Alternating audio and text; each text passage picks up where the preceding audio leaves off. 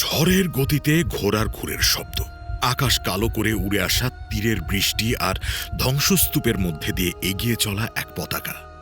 ১৩০০ শতকের শুরুতে এভাবেই পৃথিবীর বুকে আতঙ্কের নতুন নাম হয়ে উঠেছিলেন চেঙ্গিস খান। মাত্র এক যুগের মধ্যে তিনি গড়ে তুলেছিলেন ইতিহাসের সর্ববৃহৎ স্থল সাম্রাজ্য, যা প্রসারিত হয়েছিল চীন থেকে ইউরোপ পর্যন্ত।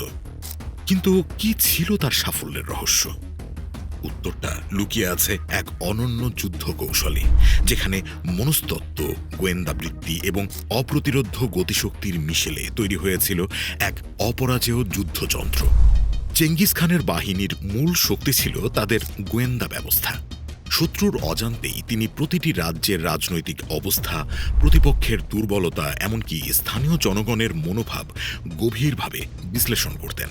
ইয়াম নামক এক নেটওয়ার্কের মাধ্যমে তিনি সারা সাম্রাজ্যে দ্রুত বার্তা আদান প্রদান করতেন। এই গোপন তথ্যই তাকে পরিকল্পনায় এগিয়ে রাখত। যেমন ১২১৯ সালে খোয়ারাজম সাম্রাজ্য আক্রমণের আগে তিনি জানতেন শাহ আলাউদ্দিনের বাহিনী সংখ্যায় বেশি হলেও ভাঙনের মুখে, এবং সেখানেই তিনি আঘাত এনেছিলেন।